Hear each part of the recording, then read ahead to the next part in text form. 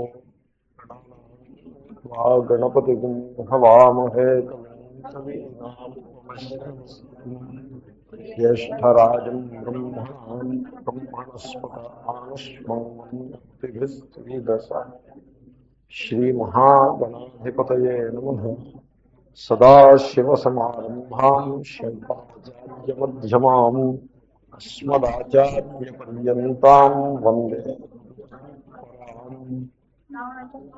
నారాయణం నమస్కృత్య నరం చైవ నరోత్తమం దేవీం సరస్వతీం వ్యాసం తతో జయముదీరయేత్. ఆశ్చర్యవత్ పశ్యతి కశ్చిదేనం ఆశ్చర్యవద్ వదతి తథైవ చాన్యః ఆశ్చర్యవచ్చైనమన్యః శృణోతి శ్రుత్వాప్యేనం వేద న చైవ కశ్చిత్.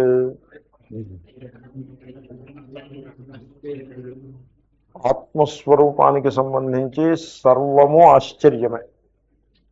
ఎందుకంటే తాను మరణించబోవాడను, ఫలానాప్పుడు పుట్టాను అంటే పుట్టడానికి ముందు నేను లేను, మరణించిన తర్వాత ఉండబోను అని మనిషి అనుకుంటూ ఉంటాడు.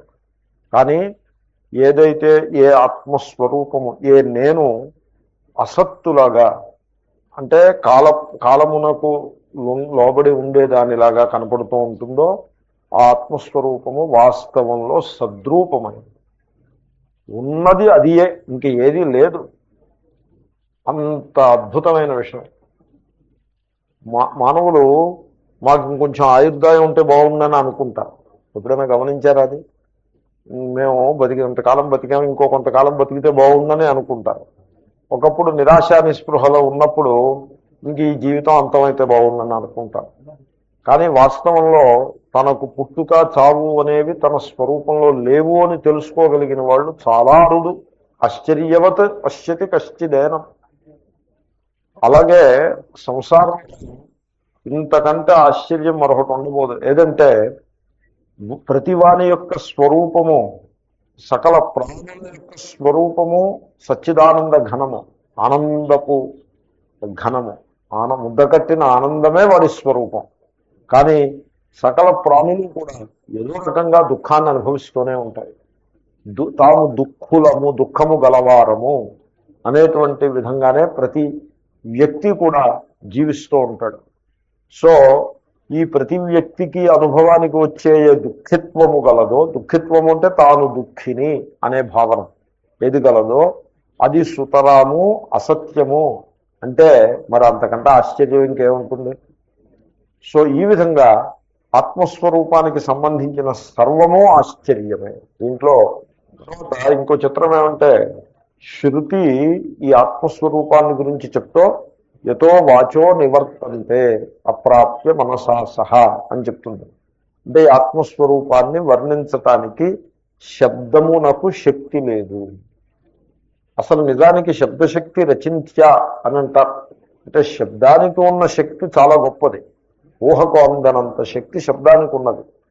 కవి తన శబ్దంతో, శబ్దము ప్రయోగించి అత్యద్భుతములైన విషయాలని మీకు ప్రపంచంలో అందరికీ తెలుపు చేస్తాడు. అది శబ్దశక్తి. ఇప్పుడు షేక్స్పియర్ మహాకవిని ఈనాడు భారతదేశంలో వాళ్ళు కూడా ఇష్టపడతారు అంటే నాకు ఏమనిపించిందంటే, నేను ఎక్కడో కోనసీమలో మూల పుట్టి పెరిగాను. ఇంగ్లీషు నాకు మాతృభాష కానే కాదు. షేక్స్పియరు అది ఇంగ్లాండ్ కంట్రీ సైడ్లో ఎక్కడో మూల స్ట్రాట్ఫర్డ్ అపాన్ ఏవన్ అనే, ఆ ఏవన్ అని చిన్న నది, ఆ నదీ తీరమునందున్న ఒక గ్రామం స్ట్రాట్ఫర్డ్. ఆ స్ట్రాట్ఫర్డ్ అని అయితే ఐ రిమెంబర్. సో ఆ గ్రామంలో ఆయన పుట్టాడు. కానీ ఏమిటంటే ఆ షేక్స్పియర్ కవిత అంటే నాకు ఎంతో ప్రీతి. నేను పని కట్టుకుని ఆయన పుట్టిన ప్రదేశం వెళ్ళి చూసి ఏదేదో తీర్థయాత్రలాగా చేసి వచ్చాను. అప్పుడు అక్కడ అతను జీవించిన ఆ గృహము అది చూస్తుంటే నాకు అనిపించింది, ఏమిటి విడ్డూరం, ఏమిటి ఈ అనుబంధం, ఏమిటి? ఆయన పుట్టిన కాలం వేరు, నేను పుట్టిన కాలం వేరు. ఆయన పుట్టిన దేశం వేరు, నేను పుట్టిన దేశం వేరు. ఆయన భాష వేరు, నా భాష వేరు. ఆయన సంస్కృతి వేరు, నా సంస్కృతి వేరు. మతం వేరు, అన్నీ వేరే. అయినా కూడా there is a bondage. What is that bondage? శబ్దము. ఆ శబ్దమునకుండే శక్తి అంత అద్భుతమైన శక్తి. శబ్దశక్తి అచింత్య. అంతటి అద్భుతమైన శక్తి గల శబ్దం కూడా ఆత్మస్వరూపాన్ని వర్ణించటానికి చాలదు, వీగిపోతుంది, ఆ పని చేయలేదు. మనస్సుతోటి ఎంతంత గొప్ప ఊహలనైనా మానవుడు చేయగలుగుతాడు, కానీ ఆ ఆత్మస్వరూపాన్ని ఊహించేటువంటి సామర్థ్యం ఆ మనస్సుకు కూడా లేదు.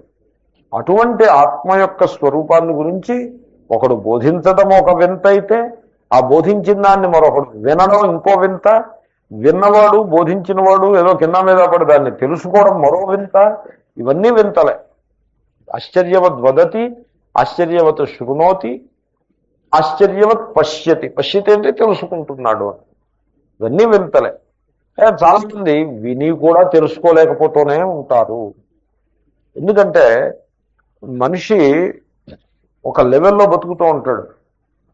ఆ లెవెల్లో ఏవో కొన్ని అనుభవానికి వస్తూ ఉంటాయి.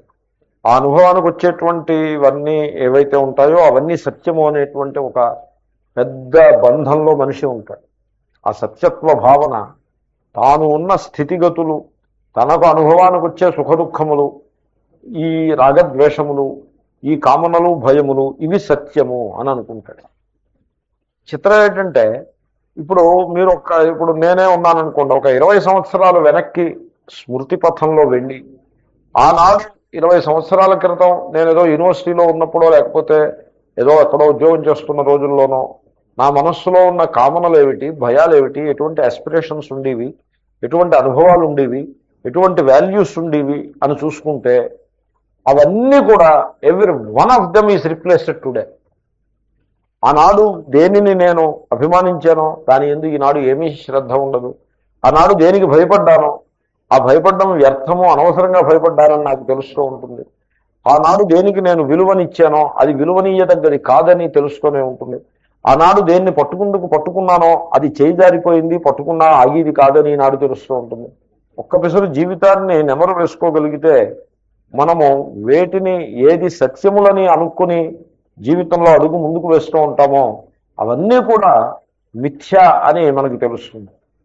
ఈ పని తెలివితేటలు ఉన్నవాడు కొంత ఒంట్లో ఓపుకున్నప్పుడు, బుద్ధి బాగా పనిచేస్తున్నప్పుడే ఈ సత్యాన్ని గుర్తిస్తే వాడే వైరాగ్యాన్ని, వివేకాన్ని పొంది ఆత్మస్వరూపాన్ని తెలుసుకోగలుగుతాడు. ఈ పని వీడు తెలివితేటలు ఉండగా చేయలేదనుకోండి, మృత్యుశయ్యపై ఉన్నప్పుడు వీడికి అనుభవానికి వస్తుంది. అప్పుడు ఏదైతే ఏ జీవితం అయితే చాలా గట్టిది, ఇంపార్టెంట్, ప్రధానమైనది, సత్యమైనది అని, ముఖ్యమైనది, విలువైనది అని వీడు అనుకున్నాడో అవన్నీ కూడా మిథ్య, అవన్నీ కూడా అసత్యములు, చేజారిపోయేవే, దాంట్లో మిగిలేది ఏదీ లేదు అనే అనుభవము వీడికి మృత్యుశయ్య మీద వస్తుంది. అంచేతనే మృత్యు అంటే చాలామంది భయపడతారు. మృత్యువు యొక్క భయం ఏమిటంటే it is partly the fear of the unknown, but it is mostly the fear of losing the known. కాబట్టి ఈ అనుభవము మృత్యుశయ్య మీద ఉండగా వచ్చినట్లయితే ఈ అనుభవము అది చాలా దుఃఖానికి హేతు అవుతుంది. కనుక సో శ్రుత్వాప్యేనం వేదన చేయవ కశ్చిత్, మనం ఏ సంసారం అనే జాలము వలలో చిక్కుకొని ఉన్నామో ఆ వలలో ఉన్నప్పుడు మనకి సత్యము దీనికంటే బాహ్యమునందుక దీనికి అతీతంగా సత్యం ఉన్నది అని గుర్తించడానికి కూడా కష్టమైపోతుంది. అంచేతనే శ్రుత్వాప్యేనం వేదన చేయవ కశ్చిత్, ఇది ఎంతటి ఆశ్చర్యకరమైన విషయము, అద్భుతమైన విషయము అంటే ఈ ఆత్మస్వరూపం అన్నది.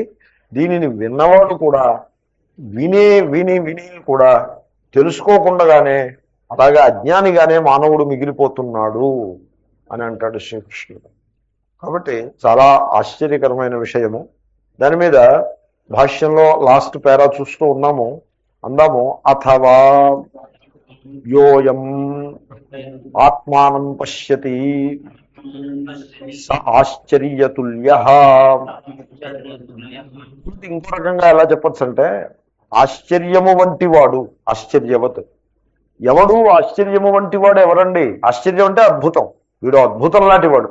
ఏమిటి వాడు అంటే ఎవడంటే వాడు ఎవడైతే యహ అయం, ఏ ఈ పురుషుడు, ఈ వ్యక్తి, ఏ వ్యక్తి అయితే ఆత్మానం పశ్యతి, ఆత్మస్వరూపాన్ని తెలుసుకుంటాడో, తాను పూర్ణుడను, దేశకాల పరిచ్ఛేదములకు అతీతమైనటువంటి శుద్ధ చిత్స్వరూపుడను అని ఎవడైతే తెలుసుకుంటాడో వాడు నిజంగా అద్భుతం వంటి వాడే. తర్వాత యహ వదతి యశ్చ శృణోతి సహ అనేక సహస్రేషు కశ్చిదేవ భవతి. ఎంత అద్భుతం అంటే ఈ ఆత్మస్వరూపాన్ని తెలుసుకోవటం అనేది. యహ వదతి, ఆత్మస్వరూపాన్ని గురించి చెప్పేవాడు ఎవడైతే ఉన్నాడో సహా అనేక సహస్రేషు కశ్చిదేవ భవతి, వేలాది మందిలో వాడు ఒక్కడు మాత్రమే ఉంటాడు. ఆత్మస్వరూపాన్ని గురించి చెప్పేవాడు వేలాది మందిలో ఒక్కడు మాత్రమే ఉంటాడు. సో చాలా అరుదైన విషయం. ఆత్మనిష్ట, ఆత్మ విచారము అనేవి చాలా చాలా అరుదైనటువంటి సంగతులు. తర్వాత యహ శృణోతిచ, చెప్పేవాడు ఉన్నా వినివాడు ఉండడు. ఒకప్పుడు వినివాడు ఉన్నా చెప్పేవాడు ఉండడు. ఇలాంటి సందర్భాలు కనపడుతూ ఉంటాయి. సో కొంతమంది అంటారు మేము చెప్పడానికి సిద్ధంగా ఉన్నామండి కానీ వినేందుకు ఎవడు రాడండి అని కొంతమంది కంప్లైంట్ చేస్తారు. కొంతమంది అంటారు మేము వేదాంతం అంతా చదివేద్దామని మాకు ఎంతో ఉంది, చెప్పేవాడు ఎవడో లేడని ఇంకో కొంతమంది అంటారు. సో ఈ రెండు పరిస్థితులు కూడా కొంచెం విడ్డూరమైన పరిస్థితులే. ఎనీవే, కాబట్టి ఎవడైతే వింటున్నాడో ఎవడు వింటాడండి ఈ రోజుల్లో? ఎవరికి కావాలండి ఆత్మస్వరూపం గురించి? పీపుల్ వాంట్ సమ్ ఎంటర్టైన్మెంట్, కానీ స్పిరిచువల్ ఎంటర్టైన్మెంట్ కావాల్సిందే. కానీ జనులకి ఇంత లోతైన విచారం ఎవడు చేస్తాడండి? జ్ఞేయాభావే జ్ఞానాభావ అని నిన్న మొన్న చేసిన విచారం లాంటి విచారం ఎవరికి కావాలది? ఏదో పైన 4 మాటలు చెప్పేసి కాలక్షేపం చేసేసి వాళ్ళే కానీ లోతుగా విచారం చేసి వాళ్ళు చాలా అరుదుగా ఉంటారు. తర్వాత ఈ లోకంలో మీకు 2 ప్రవృత్తులు కనపడతాయి. ఎక్కడ మిస్టరీ లేదో అక్కడ కూడా లేని మిస్టరీని కల్పించి చెప్పే ప్రయత్నం చేస్తారు. అసలు మిస్టీరియస్గా ఉన్న చోట వాట్ ఈస్ దిస్ మిస్టరీ, ఎందుకు ఇలా మిస్టీరియస్గా ఉన్నది, రహస్యంగా ఉన్నది, దీంట్లో ఉన్నటువంటి అంతరార్థం ఏమిటి అని విమర్శ చేసి దాంట్లో ఉండే రహస్యాన్ని ఆవిష్కరించే ప్రయత్నం చేయకపోగా మామూలు సులభంగా ఉన్నదాన్ని కూడా మిస్టీరియస్గా చేయడానికి ప్రయత్నం చేస్తారు. ఉదాహరణకి రామాయణం ఉందనుకోండి. వాల్మీకి మహర్షి యొక్క రామాయణంలో సూపర్ న్యాచురల్ ఎలిమెంట్ అని, ఇది విమర్శకులందరూ కూడా చాలా బాగా రాశారు. పాశ్చాత్య దేశాల్లో ఉండేటువంటి పండిట్స్, స్కాలర్స్ ఉన్నారే, వాళ్ళకి జాకోబీ మొదలైన వాళ్ళు they know only Valmikis Ramayana. ఇంకా మొత్తం జగత్తులో మన భారతదేశంలో ఇంక ఎన్ని రామాయణాలు అంటే ఇంక చెప్పలేనన్ని రామాయణాలు ఉన్నాయి భారతదేశంలో. ఇవన్నీ వాళ్ళకేం తెలుసు? ఆఖరికి చిత్రం ఏంటంటే రమానంద సాగర రామాయణం తీసినప్పుడు దానికి ఆయన ఆధారంగా తీసుకున్న రామాయణాలన్నీ లిస్ట్ ఇచ్చాడు. ఓ అరడజను లిస్ట్ ఇచ్చాడు, డజనో లిస్ట్ ఇచ్చి ఇవన్నీ ఆధారంగా చేసుకుని నేను రామకథ చెప్తున్నాను అని అలా చెప్పాడు. ఆ నేమ్స్ పెడతారు చూడండి, దాంట్లో ఇన్ని రామాయణాలు ఆధారంగా తీసుకుంటే ఆ కథకి అలా పెరుగుతూ పోతున్నది. So very unusual way of doing things. So ఆ పాశ్చాత్య విద్వాంసులు వాళ్ళు ఏమన్నారంటే వాల్మీకి యొక్క గాథ ఇది ప్రపంచ ప్రసిద్ధి చెందిన గాథ. అది కేవలం భారతీయుల గాథే కాదు, అది ఎవ్రీవేర్ ఈస్ దేర్. రామాయణం లేని సొసైటీ లేదు. In every society Ramayanam is there. అయితే Valmiki's story is mostly natural. Super natural element ఒక పిసర్ ఉంటుంది, ఇక్కడ అక్కడ ఉంటుంది. ఆ సూపర్ న్యాచురల్ ఎలిమెంట్ని కొంచెం కేర్ఫుల్గా మనం హ్యాండిల్ చేయాల్సి ఉంటుంది. Mostly you don't have that problem. రాముణ్ణి ఒక ఆదర్శ మానవుడిగా చిత్రిస్తాడు వాల్మీకి. ఇది పరిస్థితి. అయితే కవులు దాంట్లో ప్రవేశించి ఈ సూపర్ న్యాచురల్ ఎలిమెంట్, వాల్మీకి పెట్టిన ఎలిమెంట్ ఏదైతే ఉందో అది ఎలాగో సూపర్ న్యాచురల్లే, ఎక్కడెక్కడైతే వాల్మీకి సహజంగా చిత్రించాడో ఆ వాటిని అన్నిటినీ కూడా సూపర్ న్యాచురల్ చేసి పారేశారు. వితౌట్ ఎక్సెప్షన్ ఏదీ మిగల్చలేదు. ఇప్పుడు ఉదాహరణకి వాల్మీకి యొక్క రాముడు ద్విబాహు, 2 చేతులు గల రాముడు, ఆదర్శ మానవుడుగా పుట్టాడు. కానీ భద్రాచలం రాముడికి 4 చేతులు ఉంటాయి. మీరు గమనించారో లేదో? సో ఈ విధంగా అంటే ఏమిటి, 2 చేతుల అంటే అది ఇంట్రెస్ట్ ఉండదు, 4 చేతుల రాముడు అంటేనే interest. To that extent you have to mystify. అలా మొదలుపెట్టి రాముడి జన్మ, చతుర్బాహువుగా జన్మించాడని రామాయణాలు రాస్తారు. వాల్మీకి అలా రాయడు. వాల్మీకి మామూలుగానే రాస్తాడు. అసలు ఆయనకు ఆ ఐడియా కూడా రాదు. చతుర్బాహువుగా జన్మించిన తర్వాత మళ్ళీ ద్విబాహువుగా అయినాడు అనేటువంటి ఐడియా కూడా వాల్మీకి రాదు. He writes in a very natural way. So ఈ విధంగా ఈ మిస్టిఫై చేసేసి అంత మిస్టీరియస్గా చేసి పెట్టాలి, జనం మీద పారాయాలి. People like it. ఎందుకంటే ఆలోచించాల్సిన అవసరం ఉండదు. బుద్ధికి it is a kind of intellectual laziness. So మిస్టీరియస్గా ఉన్నదాన్ని దాంట్లో ఉండే అంతరార్థాన్ని తెలుసుకుని ఆవిష్కారం చేయటానికి బుద్ధికి మీరు పదును పెట్టాల్సి ఉంటుంది. మామూలుగా సులభంగా ఉన్నదాన్ని కూడా మిస్టిఫై చేసి కూర్చుంటే మీరు ఇంక ఏ ఆలోచన చేయక్కర్లేదు, హ్యాపీగా కాలక్షేపం చేసేది. వెరీ నైస్ ఎంటర్టైన్మెంట్ కింద ఉంటుంది, నెర్వ్స్కి సూదింగ్గా ఉంటుంది. సో ఆ విధంగా ఎంటైర్ స్పిరిచువాలిటీని అంతని కూడా ఆ విధంగా కన్వర్ట్ చేసి కూర్చున్నటువంటి సందర్భంలో మీకు ఆత్మవిచారం ఎక్కడ కనపడుతుంది? ఆత్మవిచారంలో ప్రతిదీ కూడా తన యొక్క అవగాహన, తాను తెలుసుకొనుట అనేటువంటి ఆ నికషోపలం అనే గీటురాయిపై ప్రతి అంశాన్ని కూడా తాను తెలుసుకొనుట అనే గీటురాయిపై పరిశీలించాల్సి ఉంటుంది. ప్రతి అంశాన్ని కూడా ఆ విధంగా అంచనా వేయాల్సి ఉంటుంది. తనకి తెలుసున్నదేదో అదే నేను మాట్లాడతాను, నాకు తెలుసున్నదేదో అదే నేను చెప్తాను. అంటే నాకు తెలుసున్నది నీవు కూడా తెలుసుకోగలుగుతావు. This is what I know and what I know you too can know అనే బేసిస్ మీద నడిచేటువంటి ఆత్మవిచారం ఎక్కడ? సో ఆత్మవిచారం అన్నది అత్యంత ఆశ్చర్యకరమైన విషయం. కశ్చిత్ అనేక సహస్రేషు కశ్చిదేవ భవతి. వేలాది మందిలో ఎవడో ఒక్కరు మాత్రమే ఉంటాడు. ఈ ఆశ్చర్య శబ్దాన్ని ఇన్ని రకాలుగా వాడి శ్రీకృష్ణుడు చెప్పదలుచుకున్నది ఏమిటి, సారం ఏమిటి అంటే చెప్తున్నారు భాష్యకారులు. అతః దుర్బోధ ఆత్మా అభిప్రాయ. కాబట్టి దీని అభిప్రాయం ఏమిటంటే, అల్టిమేట్ సారాంశం ఏమంటే, ఆత్మా దుర్బోధ, ఆత్మస్వరూపము తెలియుటకు కష్టమైనది. దుర్బోధ అంటే తెలియ శక్యము కానిది అని కాదు, తెలియుట కష్టమైనది. ఆత్మస్వరూపాన్ని తెలుసుకోవటానికి కష్టపడాలి. అది సంగతి.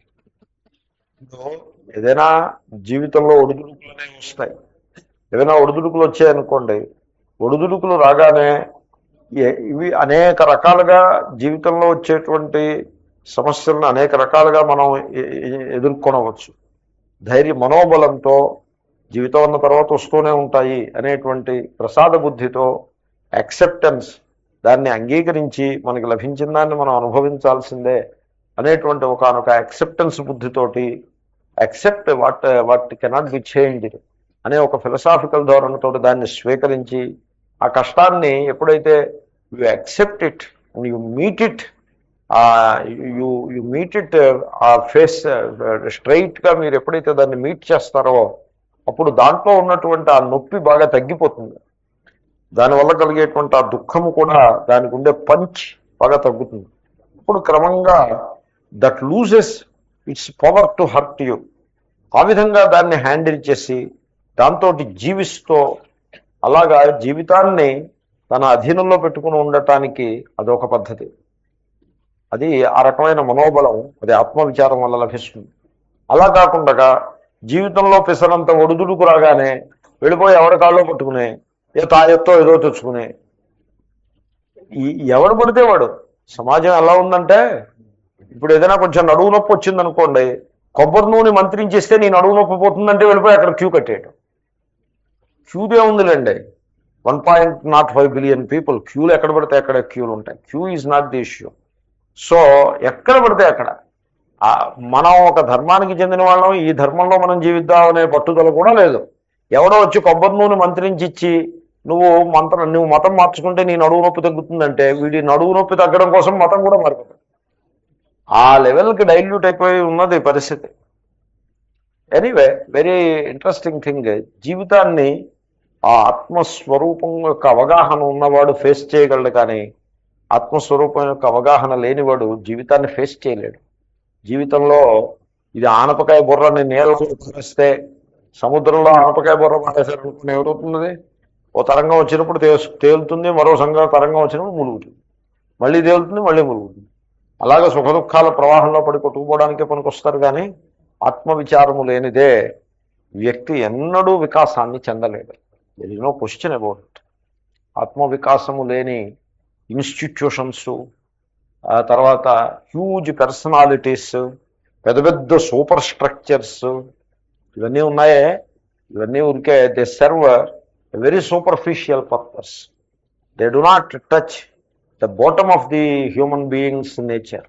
వెరీ సూపర్ఫిషియల్గా పనిచేస్తాయి.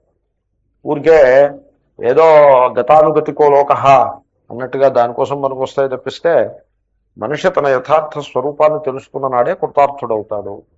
కాబట్టి ఆత్మా దుర్బోధ, దాన్ని తెలుసుకునే ప్రయత్నం చేసి తీరవలసినదే. That is how it is presented.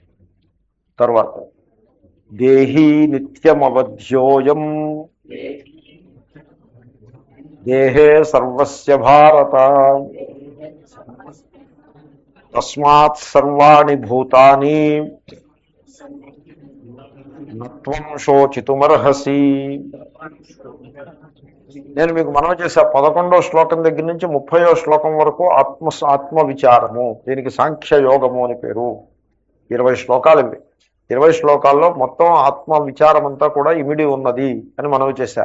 So 30వ శ్లోకానికి వచ్చేసాం మనం. అప్పుడే క్లాసెస్ తీసుకుంటూ ఉంటే ప్రోగ్రెస్ ఉంటుంది. సో శంకరులు దీనికి అవతారికి ఏమంటున్నారు చూడండి. అథేదానీం ప్రకరణార్థం ఉపసంహరన్ బ్రూతే. అథ అంటే తరువాత, ఆ పై శ్లోకం అయిన తర్వాత, ఇదానీం అంటే ఇప్పుడు. ఇప్పుడు శ్రీకృష్ణుడు బ్రూతే మాట్లాడుతున్నాడు, చెప్పుచున్నాడు. శ్రీకృష్ణుడే చెప్తున్నాడు బ్రూతే. సో ఏమిటి చెప్తున్నాడు, ఏం చేస్తున్నాడు అంటే ప్రకరణార్థం ఉపసంహరన్ బ్రూతే. ఆ ప్రకరణము, ఆ టాపిక్ ఏమిటి? టాపిక్ ఆత్మస్వరూపము. ఇప్పుడు ఈ ఆత్మస్వరూపం గురించి మనకెందుకు? దానికి సందర్భం ఏమిటి అంటే శోక నివారణ. శోక నివృత్తికి ఉపాయం ఏమిటంటే ఆత్మస్వరూపాన్ని తెలుసుకోవటం. అర్జునుడు శోక మోహాల్లో ఉన్నాడు. మోహాన్ని బట్టి శోకం వచ్చింది. సో ఒక వ్యామోహం, ఒక డెల్యూషన్లో ఉన్నాడు. దాన్ని బట్టి శోకాన్ని వచ్చింది. ఆ శోకం యొక్క వేగాన్ని తట్టుకోలేక బాధపడుతున్నాడు. అటువంటి స్థితిలో అశోచ్యానన్వశోచస్త్వం అని మొదలుపెట్టి, సో ఆ కాంటెక్స్ట్ని మెన్షన్ చేస్తూ నీవు శోకిస్తున్నావు, అజ్ఞానం వల్ల శోకిస్తున్నావు. గతాసు నగతాసుశ్చ నాను శోచంతి పండితా, నువ్వు వివేకం గలవాడవైతే శోకించవు అని మొదలుపెట్టి ఆ వివేకం ఏమిటి, ఆ సంగతి ఏమిటి అని విస్తారంగా ఆత్మ అనాత్మ వివేకాన్ని బాగా బోధించి, సో ఆత్మానాత్మ వివేకము అనేటువంటి ఆ ప్రకరణాన్ని ఇప్పుడు ఉపసంహారం చేసేస్తున్నారు. ఇక్కడికి ఆ ప్రకరణం అయిపోతుంది, కొత్త ప్రకరణం ప్రారంభం అవుతుంది తర్వాత వెర్స నుంచి, మోరార్లెస్. సో ఆ ప్రకరణార్థాన్ని, ప్రకరణ అర్థం అంటే టాపిక్లోని విషయాన్ని, అర్థం అంటే సబ్జెక్ట్ మ్యాటర్, విషయము, దాన్ని ఉపసంహారం చేస్తూ శ్రీకృష్ణుడు చెప్తున్నాడు. ఏం చెప్తున్నాడంటే ఒకసారి పదచ్ఛేదం చేద్దాము. దేహీ నిత్యం అవధ్య. అవధ్య, వధ్య కాదు, అవధ్య. నిత్యం అని ఎప్పుడైతే విడతీశారో ఆ ఒకటి ఉంటుంది. అయం దేహే సర్వస్య భారత తస్మాత్ సర్వాణి భూతాని నా త్వం శోచితుం అర్హసి. పదచ్ఛేదం ప్రతిపదార్థం చెప్దాం. హే భారత, అర్జున, సర్వస్య సర్వుల యొక్క దేహే దేహమునందు అయం ఈ దేహీ దేహీ నిత్యం నిత్యము అవధ్య వధింపదగనివాడు, వధింపబడనివాడు. అది సంస్క్రిట్ యూసేజ్ అలా ఉంటుంది. అంటే సర్వస్య దేహే, సర్వ ప్రాణులని నువ్వు తీసుకో, లేకపోతే కాంటెక్స్ట్ని బట్టి సర్వ మానవుల్ని తీసుకో. ఈ సృష్టిలో ఉన్న ఎంతమంది మానవులు ఉన్నారో అంతమందిని తీసుకో. వాళ్ళందరి యొక్క దేహంలో సర్వస్య దేహే దేహి, దేహములో దేహి, దేహము గలవాడు. సో చూడండి, దేహమే నేను అని ఒకడు అనుకుంటున్నాడు. దేహమే నేనని అనుకుంటే అది అజ్ఞానము యొక్క పరాకాష్ఠ. అలా ఎప్పుడూ జీవించకూడదు. ఐఆమ్ ది బాడీ అనే ఐడియాతోటి జీవించకూడదు. దేహానికి అనారోగ్యం చేసే డాక్టర్ దగ్గరికి వెళ్ళినప్పుడు కూడా ఇదిగో ఈ దేహము, నాకు ఈ దేహము సంప్రాప్తమైనది, నేను ఈ దేహానికి బందీనై ఉన్నాను, ఈ దేహానికి మనం కారుకి రిపేర్ చేసుకున్నట్టుగా ఈ దేహానికి రిపేర్ అవసరమైంది. సో కారుకి రిపేర్ చేయాలంటే మెకానిక్ షాప్కి తీసుకెళ్తాం, దేహానికి రిపేర్ చేయాలంటే డాక్టర్కి తీసుకెళ్తాము. సో ఈ దేహాన్ని పట్టుకెళ్ళి దానికి రిపేర్ చేయించి తీసుకొస్తున్నాను అని అలాగే వైద్యం చేయించాలి. కానీ ఆఖరికి వైద్యం చేయించే సందర్భంలో కూడా ఈ దేహమే నేను అనేటువంటి భావనతోటి ఉండనే రాదు అసలు మనిషి. కాబట్టి సో ఈ దేహమే నేను అంటే ఇంకా ఆ దేహానికి catering to the needs of the body, అంటే దేహానికి పరిచర్య చేసుకోవటంతో గడిచిపోతుంది. కొంతమంది ఎలా ఉంటారంటే దేహము మనస్సు రెండు అంశాలు ఉంటాయి. నా దేహము నా మనస్సు, నేనే దేహము నేనే మనస్సు. దేహానికి సుఖం వస్తే నేను సుఖి, మనస్సుకు సుఖం వస్తే నేను సుఖి. దేహానికి దుఃఖం వస్తే నేను దుఃఖి, మనస్సుకు దుఃఖం వస్తే నేను దుఃఖి. ఇప్పుడు వీళ్ళు ఏం చేస్తారంటే జీవించి ఉన్నంత కాలము they do only two things. One, serve the body. Two, serve the mind. అంతే. సర్వ్ ది బాడీ అంటే ఏమిటి? స్నానం చేయటం, తర్వాత బ్రేక్ఫాస్ట్ ఏది సర్వింగ్ ది బాడీ అవుతుంది. వస్త్రధారణము, పెర్ఫ్యూమ్లో అవి రాసుకుంటూ ఉండటము, తర్వాత కడుపు నిండా భోజనాలు అవి చేస్తూ ఉండడం, భోజనానికి ప్లానింగ్. ఉద్యోగం చేస్తున్నాడంటే దేనికోసం చేస్తున్నాడంటారు? ఉద్యోగం అంతా దేహానికి సంబంధించిన సర్వీసే. ఇంకే పేర్లు ఏం పెట్టినా అల్టిమేట్గా దేహానికి సర్వీసే చేస్తుంది. ఇంకా మనస్సుకి సర్వీస్ ఎలా ఉంటుంది? మనస్సులో కోరిక పుడుతుంది, అది తీర్చుకోవడం, అది మనస్సుకి సర్వీస్ అయిందిగా. మనస్సులో భయం పుడుతుంది, మనస్సులో భయం పుడితే ఓ మనసా ఎందుకు ఇలా భయపడతావు, నీకు బుద్ధి లేదా అని వీడు అడిగి వివేకం వీడికి ఎక్కడుంది? సో మనసులో భయం పుట్టింది కాబట్టి ఇప్పుడు ఆ భయ నివారణ కోసం పరిగెత్తడం ప్రారంభిస్తారు. That is what is called servicing the mind, servicing the body, servicing the mind. మనస్సుకి ఏదో హర్ట్ ఉంటుంది, ఇప్పుడు ఈ hurt has to be taken care of. మనస్సులో గిల్ట్ ఉంటుంది, it has to be taken care of. Why should be take care of? మనస్సులో ఏవో ఉంటాయి, ఉండనివ్వండి. ఊరికే వాటిని అలా పెట్టుకుని సాగతీస్తూ కూర్చోవడం what kind of thing it is? నా మనస్సులో ఏవేవో విచారాలు, ఏవేవో గిల్టులు ఉంటాయి, లెట్ దెమ్ బి దేర్. ఉంటాయి, కొంతకాలం ఉండిపోతాయి. ఒకటి చిన్నతనంలో ఉన్న బెంగలన్నీ ఇప్పుడు ఉన్నాయా? చిన్నతనంలో గొట్టికాయలు పోతాయేమో అని బెంగ ఉండేది. ఏమైంది ఆ బెంగ? కాలగర్భంలో పోయింది. తర్వాత తల్లిదండ్రులు లెక్కపెట్టి పాకెట్ మనీ ఇచ్చి రోజుల్లో, పాకెట్ మనీ అనేది ఒకటి నేను తర్వాత విన్నా. నేను చిన్నపిల్లవాడిగా ఉన్నప్పుడు I never knew what is pocket money. Pocket money అనేది ఉంటుందని తర్వాత తెలిసిందే. తెలిసినప్పుడు అనుకున్నా, ఓహో ధనవంతులు పిల్లలకి పాకెట్ మనీ ఇస్తారు కాబోలు అని తెలుసుకున్నా. సో పాకెట్ మనీ ఇచ్చి రోజుల్లో 10 రూపాయల కాగితం చూస్తే పిల్లవాడికి అది మహాధనం కింద భావన వస్తుంది.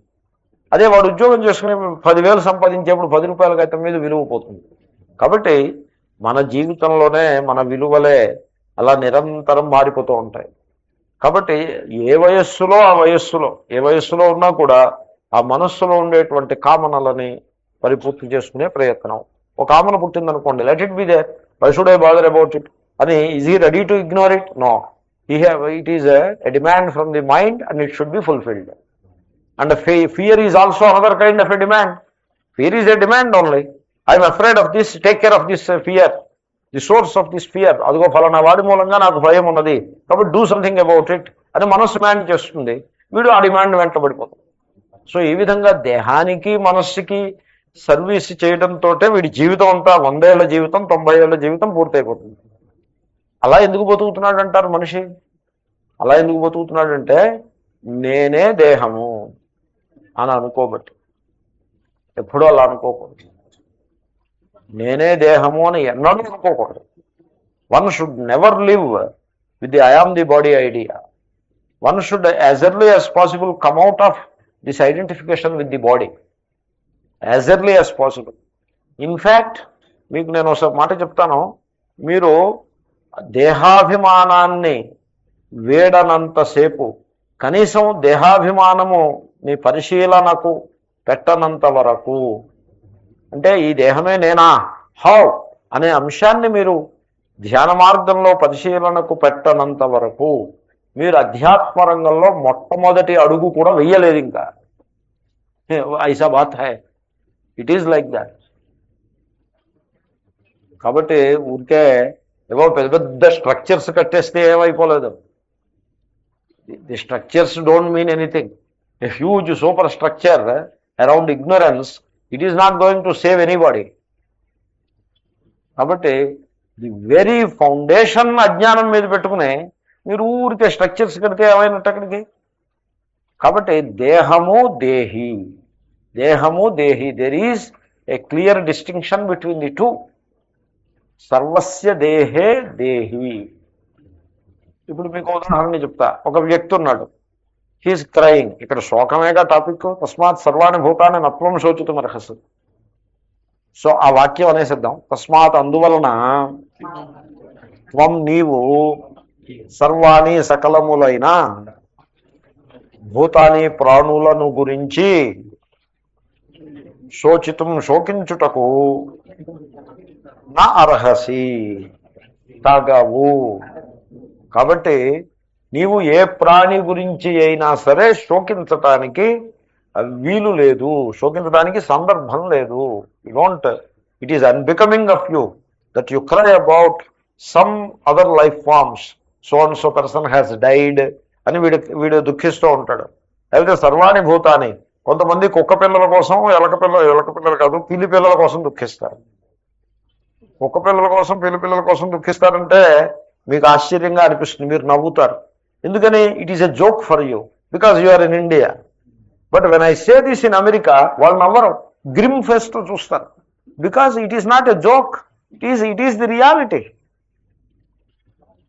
రియల్లీ ఈ emotional problems associated with dogs and cats, వాటిని ట్రీట్ చేసేటువంటి సైకాలజిస్టులు సెపరేట్ స్పెషలైజేషన్. అది dog psychology, cat psychology, separate specialization. అంచేతనే ఈ డాగ్ని పెంచేవాళ్ళు, క్యాట్ని పెంచేవాళ్ళు, they take sessions with the psychiatrist. The go to the psychiatrist along with the cat, because cat life span చిన్నది. ఇక్కడ క్యాట్స్ ఉంటాయండి, మనుషుల్లాగే ఉంటాయి, వెరీ హెఫ్టీగా ఉంటాయి. ఎందుకంటే క్యాట్ ఫుడ్ని టీవీలో అడ్వర్టైజ్ చేస్తారు. Can you believe it? Cat ఫుడ్ని టీవీలో అడ్వర్టైజ్ చేస్తారండి. మీరు ఎప్పుడైనా ఇండియాలో టీవీలో కుక్క బిస్కెట్ అడ్వర్టైజ్మెంట్ చూశారండి మీరు? You will never see. ఎందుకంటే కుక్క బిస్కెట్ కొనేవాళ్ళు కోటికొకడు ఉంటాడు, ఇంక వీడియో అడ్వర్టైజ్మెంట్ చేస్తాడు. వెరాజ్ పిల్లికి food, cat food separate food, అది ఎక్కడైనా అడ్వర్టైజ్మెంట్ మీరు ఇక్కడ చూసారా? ఇండియాలో టీవీలో చూడరు. ఇండియాలో ఊరికే కంచిపట్టు చీరలు, కానీ క్యాట్ ఫుడ్ ఎవరు అడ్వర్టైజ్ చేస్తాడు? ఎందుకంటే అడ్వర్టైజ్మెంట్ అంటే అదేం జోక్ ఏం కాదు. అది 1 minute will cost you 50,000 rupees. 1 minute కాదండి, 30 seconds. 30 seconds slot. అంచేతనే మీరు అడ్వర్టైజ్మెంట్ చూసారా? వాడు వేగంగా చెప్తాడు, చాలా స్పీడ్గా చెప్పేస్తాడు అడ్వర్టైజ్మెంట్. ఎందుకంటే మీరు అవకాశంగా చెప్పచ్చు, కానీ ధర పెరిగిపోతుంది. మీరు 10,000 20,000 పెరుగుతుంది. అంటే ఫాస్ట్ చెప్పేస్తూ ఉంటాడు. సో క్యాట్ ఫుడ్ అడ్వర్టైజ్ చేస్తారు. ఈ ఫుడ్ తింటే మీ క్యాట్ చాలా ఆరోగ్యంగా, బలంగా, దిట్టంగా ఉంటుంది అని అడ్వర్టైజ్ చేస్తాడు. 30 seconds అడ్వర్టైజ్మెంట్, $10,000 ఫీ కట్టి అడ్వర్టైజ్ చేస్తాడు. అంటే అర్థం ఏంటండి? There is such a market for cat food. సెపరేట్గా మీరు పెద్ద స్టోర్కి, గ్రోసరీ స్టోర్కి వెళ్తే, జైంట్ అని గ్రోసరీ స్టోరు, దానికి వెళ్తే దాని పేరే జైంట్. సో అక్కడ క్యాట్ ఫుడ్ సెక్షన్ వేరే ఉంటుంది, డాగ్ ఫుడ్ సెక్షన్ వేరే ఉంటుంది. ఆ క్యాట్ వాటికి 5-6 ఏళ్ళు బతుకుతాయి. అందులో వీళ్ళు పెట్టి ఫుడ్ అంతా తిని వాటి ఆయుర్దాయం తగ్గిపోతుంది. అవి మొహమ్మద్గా 5-6 ఏళ్ళు బతుకుతాయి. 5-6 ఏళ్ళు అయ్యేప్పటికీ ఇంట్లో ఉండే పిల్లల్లో కొంతమంది, పెద్దవాళ్ళలో కొంతమంది, at least 1 young man and 1 elderly person, they are now emotionally involved with the cat. And now the cat is dying. It is just dying away. ఎందుకంటే అది ఇంకా ఆహారం తిందాం, నీళ్లు తాగుతూ ఉంటుంది, తర్వాత నీళ్లు కూడా తాగడం మానేస్తుంది. వీళ్ళు డాక్టర్ దగ్గరికి తీసుకెళ్తారు. వాళ్ళు it is on the death bed అని చెప్తాడు. చెప్పి వాడు డ్రిప్ పెడతాడు, గ్లూకోజ్ డ్రిప్ పెడతాడు. ఇంటెన్సివ్ కేర్ యూనిట్లో ఉంటుంది cat. Really, you believe me, it is in the intensive care unit, ఐసీయూలో ఉంటుంది. అక్కడ డ్రిప్ పెడతాడు, ఎలక్ట్రోడ్స్, ఇది అది. ఆ క్యాట్ ఉంటుంది, బెడ్ మీద ఉంటుంది. అండ్ నౌ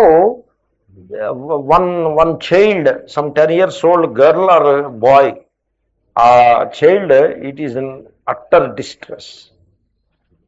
అండ్ ఈ తల్లి కానీ తండ్రి కానీ or one of them is in distress. ఇప్పుడు వాళ్ళు ఏం చేస్తారంటే, ఆ డాక్టర్ ఏమని చెప్తారంటే, మీ cat it is dying and it will die, you meet a psychiatrist అని సైకియాట్రిస్ట్ అడ్రస్ ఇస్తాడు. అప్పుడు సైకియాట్రిస్ట్ వీళ్ళకి బోధిస్తాడు. ఏం బోధిస్తాడు? ఏదో బోధిస్తాడు. ఇటు వచ్చి బాగా ఫీజు తీసుకుంటాడు. సైకియాట్రిస్ట్ బోధించేదానికి సైకియాట్రిస్ట్ మాట్లాడితే ఫీజు తీసుకుంటాడు. వాచా క్యాట్లు అంటే అవి ఇలాగే ఉంటాయి, వాటి లైఫ్ స్పాన్ ఇంతేనమ్మా. American cat, average American cat life span ఈ 6 years. మీరు ఎప్పుడు తీసుకొచ్చారు క్యాట్ని అంటే, మేము 5 ఏళ్ళ 3 నెలల క్రితం తీసుకొచ్చాము. దానికి డేట్ అది ఉంటుంది. అది తీసుకొచ్చేప్పటికి what was its age? 6 months. So already it has reached the average life span, therefore it will die, therefore what you have to do is get 1 more cat అని ఇలా ఏదో సలహా చెప్పి దాని మీద ఏదో వేదాంతం లాంటిది ఏదో బోధిస్తాడు. These people pay $1,000 to him and come out. క్యా బాత్ హై. నన్ను సలహా అడుగుతారు, నా దగ్గరికి వచ్చి సలహా అడుగుతా.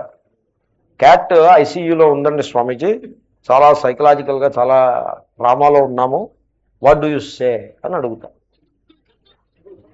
అడిగితే నేనేం చెప్తానంటే, అమ్మా మనిషి ప్రాణానికే దిక్కు లేదు, మనం ఎప్పుడు జీవించుంటామో తెలియము, మనం we're about to die sooner or later.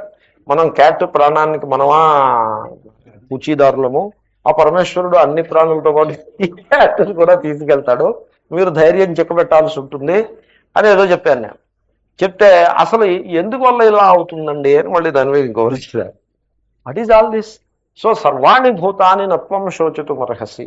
గుర్రం మీద ప్రేమ ఉంటుంది. ఇప్పుడు గుర్రం మీద ప్రేమ ఉంటుంది, క్షత్రియులు కదండి వీళ్ళందరూ. సో వాళ్ళు ఎక్కి స్వారీ చేసే గుర్రం మీద సైకలాజికల్గా ఇన్వాల్వ్ అయి ఉంటారు. వాటి లైఫ్ స్పాన్స్ అని. ఏనుగు మీద ప్రేమ ఉంటుంది. ఇప్పుడు భీముడు ఉన్నాడు అనుకోండి, ఏనుగు మీద ఎక్కువ యుద్ధం చేస్తున్నా అంటే వాడి ఏనుగు మీద వాడికి ప్రేమ ఉంటుంది. సో కొంతమందికి లొట్టి పెట్టెల మీద ప్రేమ ఉంటుంది, కొంతమందికి కోడి మీద ప్రేమ ఉంటుంది. ఎవడి పిచ్చి వాడిది. So there are people who love rats also. ర్యాట్లని పెంచి వాళ్ళు ఉన్నారు, కాకుల్ని పెంచే వాళ్ళు ఉన్నారు, అన్ని రకాల పెంచే వాళ్ళు ఉన్నారు. అంటే ఇన్ జనరల్ ప్రాణులను ప్రేమగా చూడడానికి ఎగ్నెస్ట్గా మాట్లాడటలేదు. That is not what we're saying. We should not confuse the issues. కాబట్టి ఒక ప్రాణి, ఆ ప్రాణం అంతమైన ఆ దేహం కూలిపోయినప్పుడు అది very natural course of life, and you should not cry about it. It is not something to be unhappy about అని. కాబట్టి తస్మాత్ సర్వాణి భూతాన్ని నత్వం శోచితుమర్హసి. ఎందుకంటే దేహము దేహి అనే విభాగం ఇది ఎలాగుంటుందంటే, మాస్టర్ చూడండి, ఇప్పుడు మీరు ఒక సమస్యలో ఉన్నారనుకోండి, ఆ సమస్యకి పరిష్కారం ఏ లెవెల్లో ఆ సమస్య ఉందో ఆ లెవెల్లో దొరకదు. అంచేత మీరు ఏం చేయాల్సి ఉంటుందంటే, you have to rise above 1 level. ఆ స్మాలర్ పిక్చర్లో సమస్య ఉన్నప్పుడు ఆ స్మాలర్ పిక్చర్లో ఆ సమస్యకి పరిష్కారం ఉండదు. You have to rise above 1 level and go to a bigger picture. అప్పుడు సమస్యకి పరిష్కారం దొరుకుతుంది. ఇప్పుడు SSLC పాస్ అయ్యి ఒకడు పండుగ చేసుకుంటున్నాడు. ఇప్పుడు వాడిని ఆశీర్వదిస్తాను, ఆయన బాగుంది SSLC పాస్ అయ్యావు, కాలేజీకి వెళ్ళి చదువుకో, అభివృద్ధికి వస్తావు. ఈ లోపల ఒకడు SSLC పాస్ అయ్యి ఏడుపు మొహంతో వస్తాడు. అప్పుడు ఏం చేస్తారు? సరిగ్గా వీడికి ఏ ప్రిన్సిపల్ అప్లై చేస్తారో అదే ప్రిన్సిపల్ వీడికి అప్లై చేస్తే ఏమని చెప్పాల్సి ఉంటుంది? నీ బ్రతుకు వ్యర్థం, నువ్వెందుకు పనికిరావు, నువ్వు SSLC ఫెయిల్ అయ్యావు కనుక అని చెప్పాల్సి ఉంటుంది. బికాజ్ SSLC పాస్ అయ్యి కాలేజీకి వెళ్ళటం అన్నది ఒక యోగ్యమైనటువంటి పని, తప్పక చేయదగిన పని అనే ధోరణిలో మరి వీడితో మాట్లాడినప్పుడు, if that is the ultimate reality, then what you should say to this fellow? You are unfit for living because you failed in SSLC అని చెప్పాల్సి ఉంటుంది. కానీ అలా చెప్పం కదా. ఇక్కడికి వచ్చేప్పటికి ఏం చేస్తామంటే, వాడి దగ్గర పాస్ అయిన వాడి దగ్గర అదే లెవెల్లో మాట్లాడతాం వాడి దగ్గర, కానీ ఫెయిల్ అయిన వాడి దగ్గరికి వచ్చేప్పటికి వీ రైజ్ అబౌవ్ 1 level. నేనైతే ఏమని చెప్తానంటే, దాని గురించి నువ్వు చింత చేస్తావేట, SSLC ఫెయిల్ అయితే చింత చేస్తావేటి, అసలు నిజానికి ఈ రోజుల్లో చదువుకుని బాగుపడ్డవాడు ఎవడు కనుక నువ్వు నన్ను అడుగు, నేను చెప్తా నీకు. సో చదువుకుని బాగుపడ్డవాడు ఎవడు లేడు. కాబట్టి మనిషికి అదృష్టం ఉండాలి కానీ చదువు కాదు. చదువు ఉంటే అదృష్టానికి సంబంధం లేదు. Both are 2 different things. చదువుకుని నానా దుఃఖాలను అనుభవించి వాళ్ళని మనం ఎంతోమందిని ఎరుగుదాం. ఏ చదువు లేకుండా గుండె మీద చేయి వేసుకుని హాయిగా బతుకుతున్న వాళ్ళు ఉన్నారు. నీకు భాగ్యం ఉండాలి, జీవితంలో అదృష్టం కలిసి రావాలి, ధనాన్ని, గృహము, ఇవన్నీ, సుఖం, ఆరోగ్యం, ఇవన్నీ ఉండాలి. కానీ ఎస్ఎస్ఎల్సి పరీక్ష అదేమీ సుఖానికి ద్వారం ఏం కాదది అని we talk of an overall life. We take the whole thing in to A higher level of life. SSLC pass అవ్వటం అనే ఆ స్మాల్ పిక్చర్ నుంచి లైఫ్ అన్నది ఒక మొత్తం జీవితం అంతా అనే ఒక హయ్యర్ లెవెల్లోకి వెళ్ళేప్పటికీ అప్పుడు from the point of view of that bigger picture SSLC pass అవ్వటం కానీ ఫెయిల్ అవ్వటం కానీ ఎయిదర్ వే ఈజ్ ఇన్సిగ్నిఫికెంట్ అయిపోతుంది. అప్పుడు పాస్ అయిన వాడు ఊరికే ఎగిరి గెంతేయాల్సింది లేదు, ఫెయిల్ అయిన వాడు దుఃఖించాల్సిందే లేదు. నిజానికి నాతో పాటు ఎస్ఎస్ఎల్సి ఫెయిల్ అయిన వాళ్ళు హాయిగా ఉన్నారు.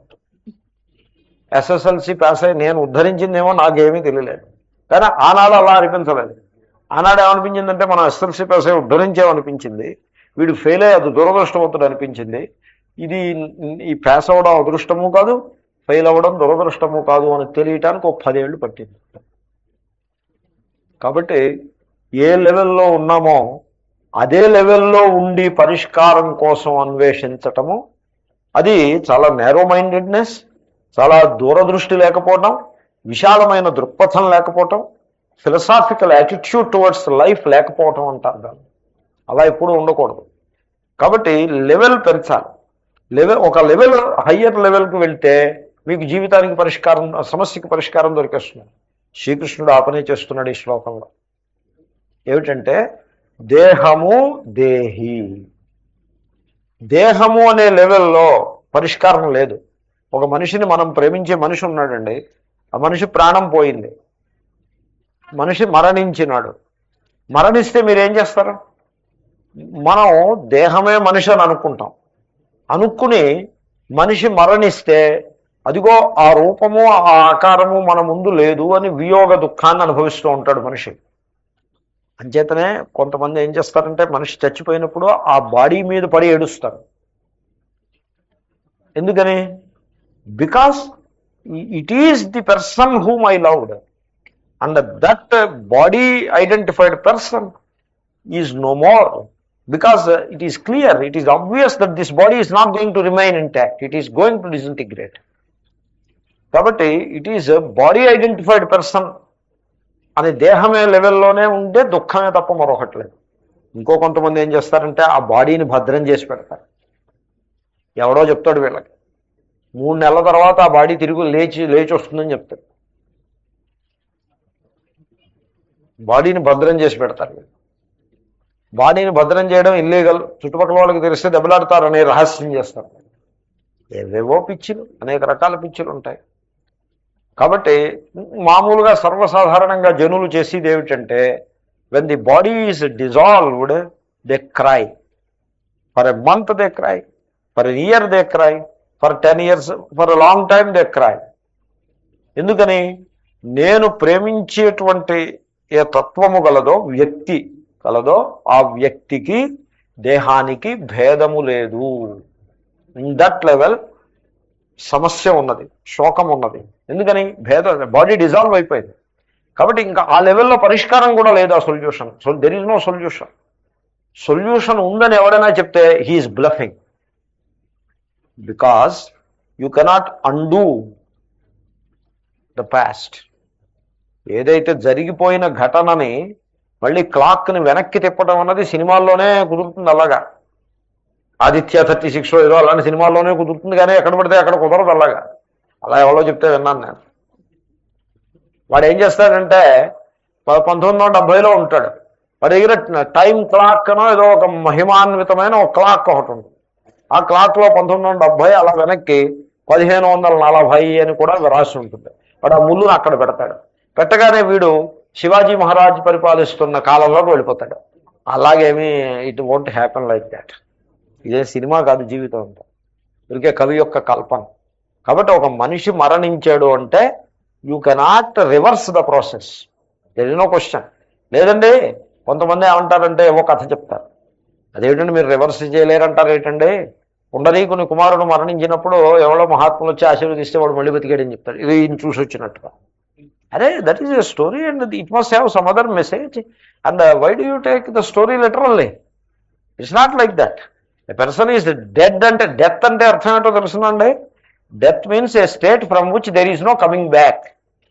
That is what is called death. లేదండి మరణించి బతికాడు, మరణించి బతకలేదు. మరణిస్తాడని నువ్వు అనుకున్నావు, వాడు నిజంగా మరణించలేదు, బతికాడని అర్థం. దాన్ని మరణించి బతకడం అంటూ ఏముండదు. The ultimate is the death. కాబట్టి దేహము మరణించిన తరువాత there is no solution for the problem. ఆ ప్రాబ్లంకి సొల్యూషన్ లేదు ఆ లెవెల్లో. But if you can raise your thinking one level, one notch up, ఒక్క అడుగు పైకి మీరు థింకింగ్లో మెంటల్లీ మీరు గ్రో కాగలిగితే దేహము వేరు, దేహి వేరు. దేహము నశించేదే,